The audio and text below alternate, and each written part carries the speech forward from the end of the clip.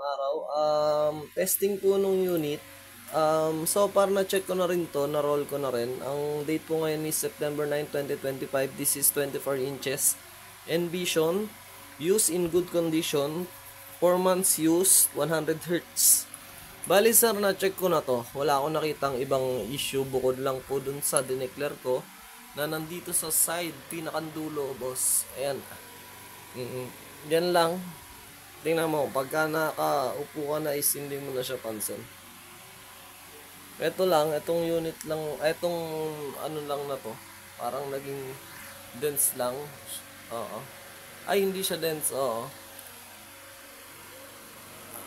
I think display error to which is hindi na napansin, hindi na naibalik sa Envision. Kasi galing to sa office ng boss ko na Chinese boss. Oo.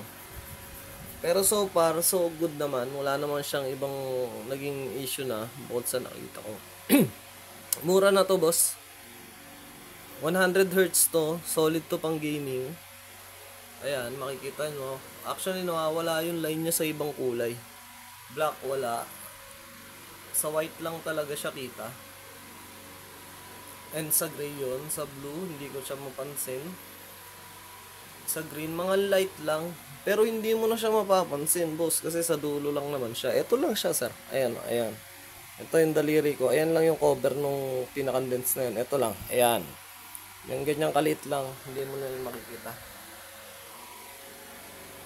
So, yun lang, boss. If may iba pa po kayong tanong. Kasama to lahat, boss, yung bibigyan kita ng mahabang HDMI cable. Mahaba, maganda yon, good quality rin. Then, pang gaming yun actually kasi yung mga setup na malalaki. Samahan ko rin nung original niya na power cable. And wala siyang box pero akong bahala, boss. Gagandaan ko yung ano na ito. Packaging nito para safe makarating po sa inyo. Mas maganda, boss, kung pick up, Taytay, Taytay, 6 PM onwards nasa bahay na ako. Para ma-check nyo rin yung unit bago nyo po kunin. Yun lang po. Maraming salamat po.